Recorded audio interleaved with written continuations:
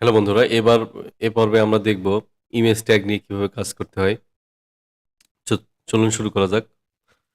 আমার এখানে HTML practice নামে একটা ফোল্ডার গতদিন ক্রিয়েট করা ছিল। এটা আমি ভিএস কোড দিয়ে ওপেন করে নিচ্ছি।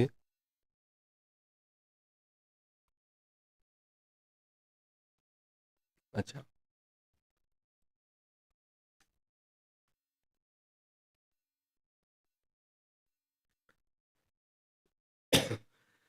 একটা ওয়েবসাইটে ইমেজ আসলে কিভাবে নেয় সেজন্য আমি একটা আইএম ইমেজ ট্যাগ নিচ্ছি।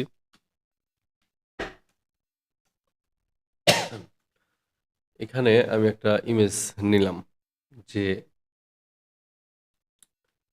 ইমেজেস ফোল্ডারের মধ্যে আমার হচ্ছে ইমেজ আছে। তো এখানে ইমেজেস লিখে স্ল্যাশ দিয়ে এখানে ফাইল নেম দিয়ে দিচ্ছি। আচ্ছা, এখন এটা আমি আউটপুট দেখি। এটা যদি আমি এখন উম, একটা ব্রাউজার দিয়ে ওপেন করি, তাহলে ইমেজটা দেখতে পাচ্ছি। ইচ্ছা করলে ইমেজটা কিন্তু সাইজ কম বেশি করা যায়, হ্যাঁ? এখান থেকে তাহলে আমি একটা ওয়াইড দিতে পারি। ওয়াইড দিলাম 300 px বা 300, হাইড 300। এবার যদি রিলোড করি তাহলে সাইজটা কমে গেছে।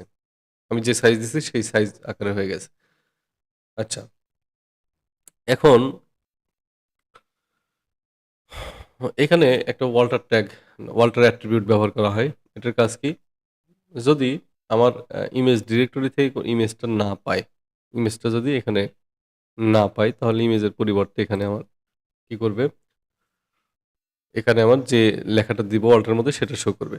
তো অল্টার মধ্যে কোনো একটা টেক্সট লিখি এখানে, উম, লিখতেছি দিস ইজ বার্ড।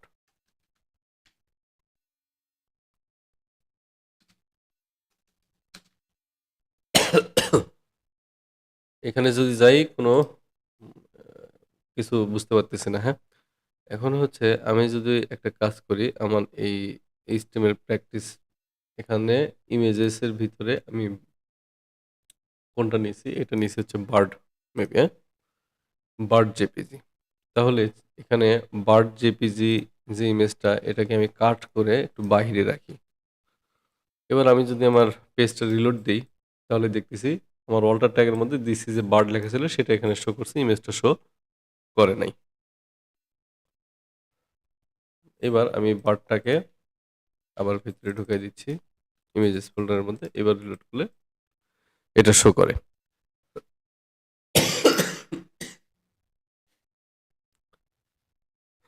এখন এই জায়গায় আমরা আরেকটা জিনিস দেখব, সেটা হচ্ছে লং ডেসক্রিপশন। আমরা ইমেজ ট্যাগের মধ্যে লং ডেসক্রিপশন অ্যাট্রিবিউটও ব্যবহার করতে পারি। লং ডেসক্রিপশন কেন ব্যবহার করব? এটা এসইওর জন্য ভালো। এই লং ডেসক্রিপশনের ভিতরে আপনি যেটা লিখবেন সেটা আহ, সেটা দিয়ে সার্চ ইঞ্জিন এই ইমেজটাকে চিনবে। তো এখানে আমি লিখি লং, ডিইএসসি, লং ডেসক্রিপশন। এখানে আমি দিতে পারি তা এই ইমেজ সম্পর্কে কিছু বললাম, যে this is Bangladeshi bird, this bird is very nice, etcetera etcetera, অনেক কিছু হতে পারে। এটার কি কোনো এখানে রিফ্লেকশন বুঝতে পারবো না? ওই ইমেজটা দিয়ে মানে ওই ডিসক্রিপশনটা দিয়ে সার্চ ইঞ্জিন এই ইমেজটা চিনবে। এটাই হচ্ছে কথা। আচ্ছা, এখন যেটা দেখব সেটা হচ্ছে, মানে একটা ইমেজের কর্ডস কিভাবে বের করে। কর্ডস বলতে আমার এখানে যে ইমেজটা আছে, ইমেজের এখন আমি মাউস পয়েন্টারটা ঠিক যে জায়গায় আছে সেটা এক্স অক্ষ বরাবর এবং ওয়াই অক্ষ বরাবর কত পয়েন্টে আছে, কোন জায়গায় আছে, সেটা আমি খুঁজে বের করতে পারবো। কিসের মাধ্যমে? সেটা এখানে আচ্ছা, এই কর্সটা কোথায় লাগে? ইমেজ ম্যাপ আমার একটা টিউটোরিয়াল আছে, সেটা দেখলে বুঝতে পারবেন। আশা করি সবাই দেখে এসেছেন সেটা। আমার এই প্লে লিস্টে সেই ভিডিওটা আছে। আচ্ছা, এখন আমি কি করতে পারি? এখানে একটা অ্যাঙ্কর পয়েন্ট নিয়ে নিব, হ্যাঁ? এখানে একটা অ্যাঙ্কর পয়েন্ট নিয়ে নিব। এটাকে আমি বাইরে রাখতেছি। মানে ইমেজটাকে অ্যাঙ্কর পয়েন্টের ভিতরে রাখলাম। আচ্ছা, এখন উম এখানে কোনো একটা ফাইলের নাম হইতে পারে abc.html, আমি এটা দিলাম। এই নামে কোনো ফাইল তৈরি করা নাই। এইখানে এখন আমার এই অ্যাট্রিবিউটে, ইমেজের অ্যাট্রিবিউটে আমি বসায় দেবো ইজ ম্যাপ। ঠিক আছে?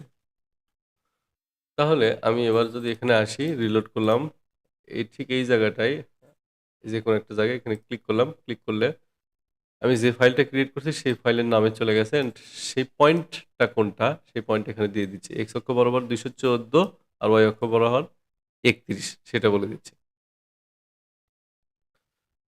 তাহলে কি বুঝলাম? এখানে যদি এই নামে ফাইল ক্রিয়েট করা থাকে তাও কাজ করবে, ফাইল ক্রিয়েট করা না থাকলে তাও কাজ করবে। এখানে যদি আমি দিয়ে দিই অ্যাকশন ডট এইচটিএমএল, তাহলে অ্যাকশন ডট এইচটিএমএল নামে কিন্তু আমার একটা ফাইল ক্রিয়েট করা আছে। আর এখানে এটাকে সেভ দিচ্ছি। এটা রিলোড করি, আমি এইদিকে আসি, তাহলে তারপরেও কিন্তু কাজ করতেছে। 22 27, এক্স অক্ষ বরাবর 22, ওয়াই অক্ষ বরাবর 27। আচ্ছা, এখন এটা হলো কর্ডস। আমার কর্ডসটা কি সেটা দেখাচ্ছে আর কি এইভাবে।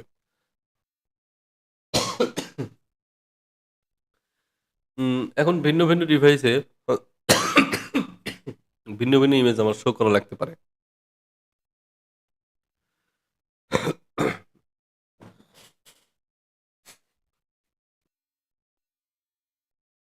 সেজন্য কি করতে পারি? এখানে আমি একটা এখানে আমার ইজ ম্যাপ লং এগুলোর দরকার নেই, এগুলো তো প্র্যাকটিস করলাম আমি। এগুলোকে কেটে দিই, তাহলে যত কম হবে বুঝতে সুবিধা হবে। আচ্ছা, এইখানে এটা লাগতেছে না। এবার আমি যেটা দেখবো, ভিন্ন ভিন্ন ডিভাইসে ভিন্ন ভিন্ন ইমেজ কিভাবে শো করে।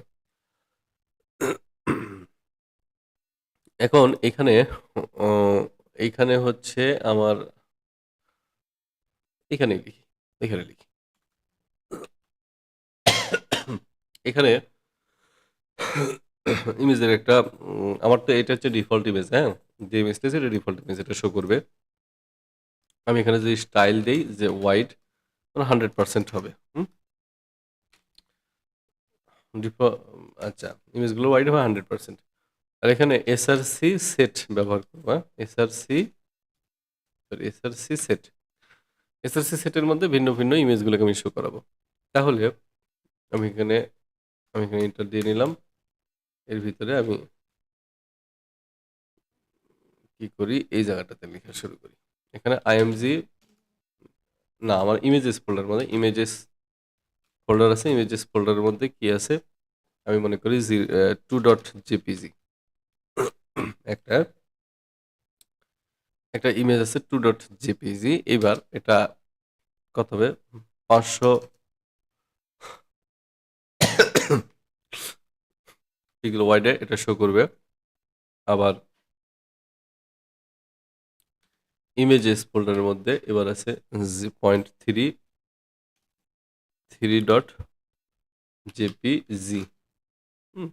এই ইমেজগুলো কিন্তু আমার আছে। এখানে দেখাচ্ছে যে 2.jpg, 3.jpg, 4.jpg। এগুলো যদি আমি এখানে আমার ফোল্ডারের মধ্যে দেখি, তাহলে এখানে 2.jpg, 3.jpg, 4.jpg এই ইমেজগুলো এখানে আছে। আমি নিয়ে নিছি আর কি। আচ্ছা, এখন কথা হইলো, আমি এখানে যে 2.jpg ফাইল নেমটা দিলাম, এখানে দেওয়া আছে ওয়াইড হচ্ছে 500 পিক্সেল। তো আমার এই 2.jpg যে ফাইলটা আছে সেই ফাইলটাও কিন্তু এখানে, এই যে 2.jpg, এটাও কিন্তু 500 পিক্সেল ওয়াইড। ঠিক আছে? আচ্ছা, 3.jpg-তে আমি কি দিব? 1000 পিক্সেল ওয়াইড। তাহলে আমার 3.jpg-তে এটারও কিন্তু ওয়াইড আমার এখানে ডাইমেনশন দেখাচ্ছে 1000 পিক্সেল ওয়াইড। ঠিক আছে? ওইভাবে আমি ইমেজগুলোর সাইজ করে নেব আর কি, 1000 পিক্সেল ওয়াইড। আচ্ছা, তারপরে যে ইমেজটা দেব সেটা ইমেজেস ফোল্ডারের মধ্যে আমার 4.jpg। এটা কত? আমি 1500 ওয়াইড আচ্ছা, এটা এখানে আসুক। এইটা আমার এইখানে আসুক। শেষেরটাতে কমা নাই। আচ্ছা, এটা আমার এখানে আসুক, সমস্যা নেই। তাহলে এইবার যদি আমি পেজটাকে রিলোড করি, তাহলে আমার এইটা হচ্ছে একটা ইমেজ দেখাচ্ছে। কত? আমার 1500 এর চাইতে বড় এটা। ঠিক আছে? আচ্ছা, তারপরে হচ্ছে আমার এটা আমি যদি রাইট ক্লিক ইন্সপেক্ট করি, করার পরে এইখান থেকে এটাকে নিচে নেই। এটাকে আমি ছোট করি, হ্যাঁ? এটাকে আমার এটা আছে কত? ডাইমেনশন দেখা যায় 1629। আচ্ছা, আমি 1500 ছোট করি। তাহলে 1000 এর মধ্যে পড়ে যাবে। উম এখানে যদি নিয়ে আসলাম, রিলোড করি, 1000 এর না। এটা হচ্ছে কোথায়? কত? 1000 এর নিচে না? হুম। আচ্ছা, এখানে ইমেজ কিছু সময় মাঝে মাঝে একটু সমস্যা করতে পারে। এটা দেখে নেবেন আরকি। হ্যাঁ? এখানে কিন্তু এই ভিউয়ে একটা ইমেজ আসতেছে। হ্যাঁ? ঠিক আছে? আর পরের ভিউয়ে আরেকটা ইমেজ আসতেছে। এভাবে। ঠিক আছে? 1500 পর্যন্ত বা তার চাইতে বড় যে ইমেজগুলো আছে সেখানে শো করবে। এটা দিয়ে রেসপন্সিভ ও করা যায়। এখন কথা হলো এটা দিয়ে কি আমরা রেসপন্সিভ করব? এটা শিখে রাখলাম আরকি। রেসপন্সিভ করার জন্য আমরা ব্যবহার করব হচ্ছে মিডিয়া কুয়েরি, যেটা অনেক ডিটেইলি খুব স্ট্রংলি রেসপন্সিভ বিষয়গুলোকে হ্যান্ডেল করা যায়। হুম, এখন আমি কিন্তু এখানে আরো কাজ করতে পারি।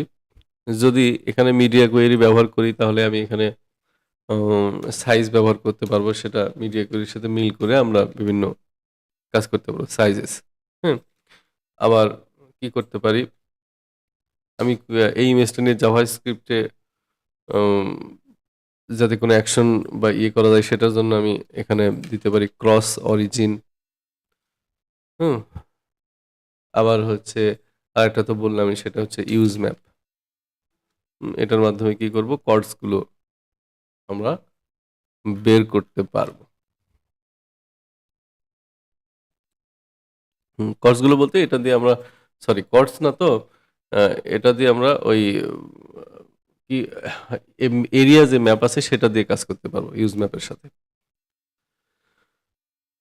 তো এগুলো খুব বেশি জরুরি না, জাস্ট শিখে রাখা আর কি।